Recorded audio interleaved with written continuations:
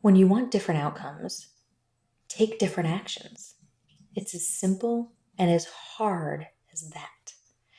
This is about identifying the patterns of behavior that no longer serve us and being intentional about working to change them.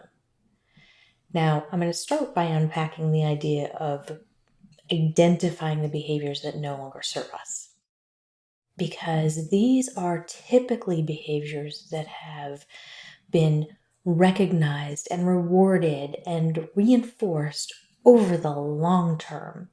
And so they're entrenched. We don't even see them anymore in some cases. And the other part of it is being intentional about working toward changing them. It's not simply because we notice them that we decide we're no longer going to do them and poof, they disappear.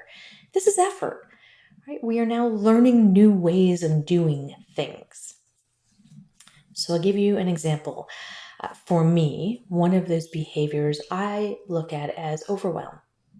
And I think of overwhelm as an octopus.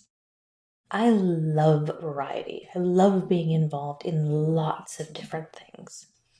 Here's what happens, right? Each one of those tentacles is spread wide. And then I start to just put more and more and more on each one of those tentacles. Right? More stuff, more to do, more effort. Until all of a sudden, every single tentacle is filled. Then what happens?